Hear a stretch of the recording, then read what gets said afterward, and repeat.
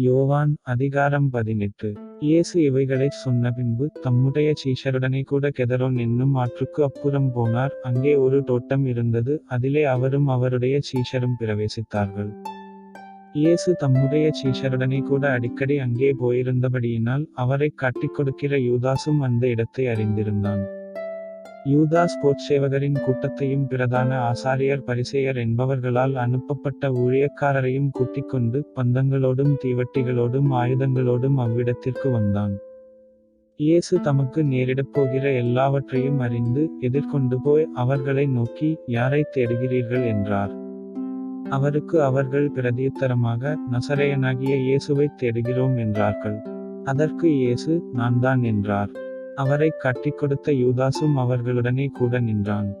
நான்தான் என்று அவர் அவர்களிடத்தில் சொன்னவுடனே அவர்கள் பின்னிட்டு தரையிலே விழுந்தார்கள்.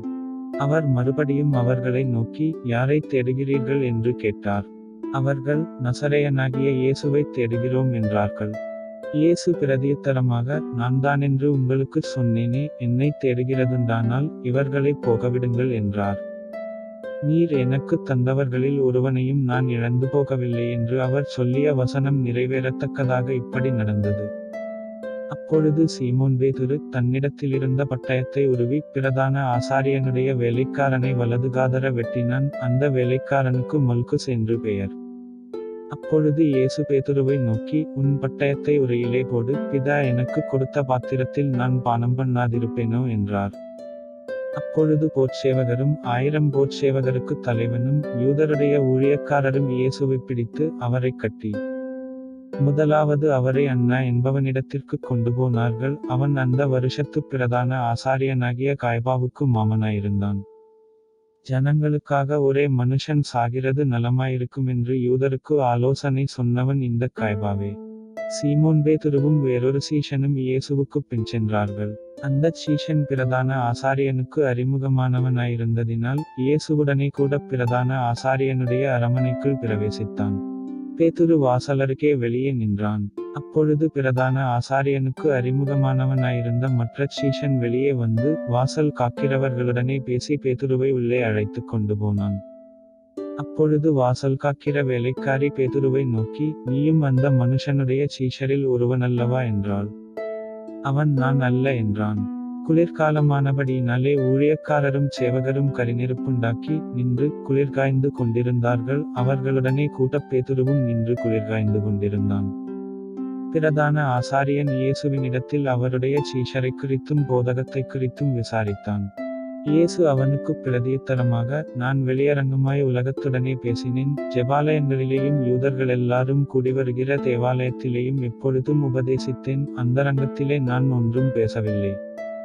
நீர் என்னிடத்தில் விசாரிக்க வேண்டியதென்ன? நான் சொன்னவைகளைக் கேட்டவர்களிடத்தில் விசாரியும், நான் பேசினவைகளை அவர்கள் அறிந்திருக்கிறார்களே என்றார்.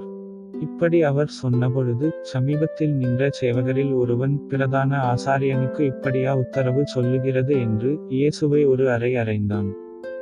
இயேசு அவனை நோக்கி, நான் தகாதவிதமாய்ப் பேசினதுண்டானால் தகாததை ஒப்புவி. நான் தகுதியாய்ப் பேசினேனேயாகில் என்னை ஏன் அடிக்கிறாய் என்றார்.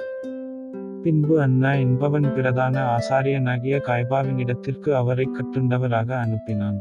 சீமோன் பேதுரு நின்று குளிர்காய்ந்து கொண்டிருந்தான். அப்பொழுது சிலர் அவனை நோக்கி, நீயும் அவனுடைய சீஷரில் ஒருவனல்லவா என்றார்கள். அவன், நான் அல்ல என்று மறுதலித்தான். பிரதான ஆசாரியனுடைய வேலைக்காரரில் பேதுரு காதரவெட்டினவனுக்கு இனத்தானாகிய ஒருவன் அவனை நோக்கி, நான் உன்னை அவனுடனே கூடத் தோட்டத்திலே காணவில்லையா என்றான். அப்பொழுது பேதுரு மறுபடியும் மறுதலித்தான். உடனே சேவல் கூவிற்று. அவர்கள் காய்பாவினிடத்திலிருந்து இயேசுவைத் தேசாதிபதியின் அரமனைக்குக் கொண்டு போனார்கள். அப்பொழுது விடியற்காலமாயிருந்தது. தீட்டுப்படாமல் பஸ்காவைப் புசிக்கத்தக்கதாக அவர்கள் தேசாதிபதியின் அரமனைக்குள் பிரவேசியாதிருந்தார்கள். ஆதலால் பிலாத்து அவர்களிடத்தில் வெளியே வந்து, இந்த மனுஷன் மேல் என்ன குற்றஞ்சாட்டுகிறீர்கள் என்றான். அவர்கள் அவனுக்குப் பிரதியுத்தரமாக, இவன் குற்றவாளியாயிராவிட்டால் இவனை உம்மிடத்தில் ஒப்புக் கொடுக்க மாட்டோம் என்றார்கள். அப்பொழுது பிலாத்து அவர்களை நோக்கி, இவனை நீங்களே கொண்டு போய் உங்கள் நியாயப்பிரமாணத்தின்படி நியாயந்தீருங்கள் என்றான். அதற்கு யூதர்கள், ஒருவனையும் மரண ஆக்கினை செய்ய எங்களுக்கு அதிகாரமில்லை என்றார்கள். தாம் இன்னவிதமான மரணமாய் மரிக்கப் போகிறார் என்பதை குறித்து இயேசு குறிப்பாய்ச் சொல்லியிருந்த வார்த்தை நிறைவேறத்தக்கதாக இப்படி சொன்னார்கள். அப்பொழுது பிலாத்து மறுபடியும் அரமனைக்குள் பிரவேசித்து இயேசுவை அழைத்து, நீ யூதருடைய ராஜாவா என்று கேட்டான்.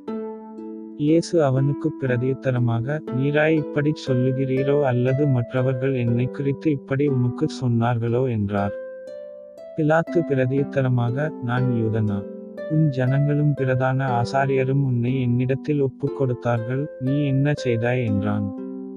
இயேசு பிரதியுத்தரமாக, என் ராஜ்யம் இவ்வுலகத்திற்குரியதல்ல, என் ராஜ்யம் இவ்வுலகத்திற்குரியதானால் நான் யூதரிடத்தில் ஒப்புக் கொடுக்கப்படாதபடிக்கு என் ஊழியக்காரர் போராடியிருப்பார்களே, இப்படியிருக்க என் ராஜ்யம் இவ்விடத்திற்குரியதல்ல என்றார். அப்பொழுது பிலாத்து அவரை நோக்கி, அப்படியானால் நீ ராஜாவோ என்றான். இயேசு பிரதியுத்தரமாக, நீர் சொல்லுகிறபடி நான் ராஜாதான், சத்தியத்தைக் குறித்துச் சாட்சி கொடுக்க நான் பிறந்தேன், இதற்காகவே இந்த உலகத்தில் வந்தேன், சத்தியவான் எவனும் என் சத்தம் கேட்கிறான் என்றார். அதற்குப் பிலாத்து, சத்தியமாவது என்ன என்றான். மறுபடியும் அவன் யூதர்களிடத்தில் வெளியே வந்து, நான் அவனிடத்தில் ஒரு குற்றமும் காணேன். பஸ்கா பண்டிகையில் நான் உங்களுக்கு ஒருவனை விடுதலை பண்ணுகிற வழக்கமுண்டே, ஆகையால் யூதருடைய ராஜாவை நான் உங்களுக்காக விடுதலை பண்ண உங்களுக்கு மனதுண்டா என்றான். அப்பொழுது அவர்களெல்லாரும் இவனையல்ல, பரபாசை விடுதலை பண்ண வேண்டும் என்று மறுபடியும் சத்தமிட்டார்கள். அந்தப் பரபாஸ் என்பவன் கள்ளனாயிருந்தான்.